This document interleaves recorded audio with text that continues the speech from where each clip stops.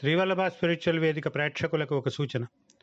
Phone ద్వారా సంప్రదించదలిచిన వారు ఏ రోజైనా మధ్యాహ్నం 2-5 మధ్య మాత్రమే ఫోన్ చేయండి. ఇతర సమయాలలో ఫోన్లో మాట్లాడడం సాధ్యం కాదు. శ్రీ గురుచరణకమలేభ్యో నమః. శ్రీవల్లభ స్పిరిచువల్ వేదికకు స్వాగతం. ఈ నవరాత్రులు అక్టోబర్ 3వ తేదీ నుంచి మొదలవుతున్నాయి. ఈ సందర్భంగా శ్రీవల్లభ స్పిరిచువల్ ప్రేక్షకులకి 3 సాధనలు అందిస్తామని చెప్పాము.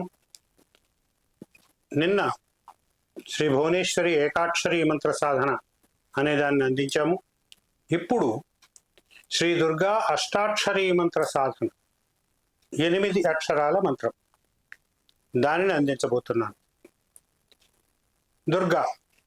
దుర్గతులను నశింపజేసేది, దుర్గమములైన కార్యములను సిద్ధింపజేసేది దుర్గ. ఇంకా అన్ని విధాల రక్షణ కల్పించేది, శత్రు బాధల నుంచి విముక్తి చేసేది. ఇక్కడ ఒక విషయం గుర్తుపెట్టుకోండి, శత్రునాశనం అనే మాట మనం వాడము. వ్యక్తులు నశించడం కాదు మనకు కావాల్సింది. వ్యక్తులకి మన పట్ల ఉండే శత్రుత్వ భావన నశించడం మనకు కావలసింది. అందరూ మిత్రులు కావడం మనకు కావలసింది. కనుక శత్రుత్వ భావనలను నశింపజేసి అటువంటి శత్రు పీడల నుంచి విముక్తిని కలిగించేదిగా దుర్గని ఆరాధించడం మంచిది.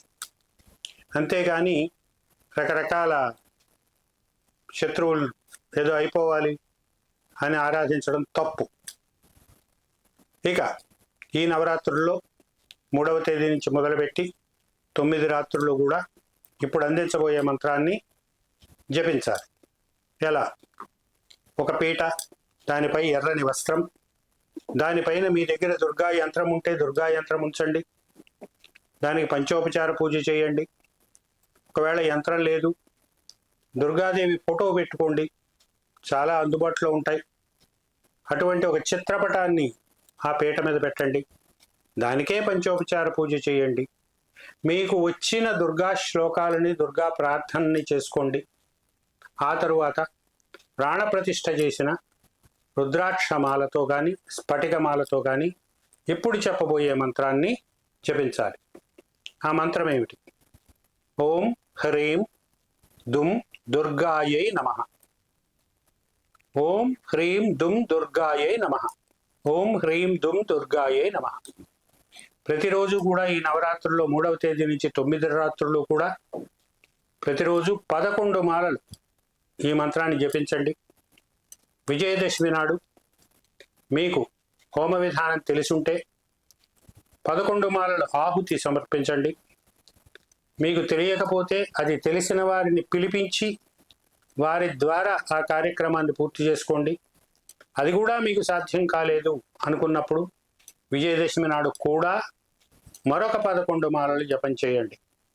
ఈ విధంగా చేయడం వల్ల శ్రీ దుర్గామాత కృపా కటాక్షాలు మనపై ప్రసరించి దుర్గతులను నివారిస్తుంది, దుర్గమమైన కార్యాలను సాధింపజేస్తుంది, శత్రు పీడల నుంచి మనల్ని విముక్తుల్ని చేస్తుంది.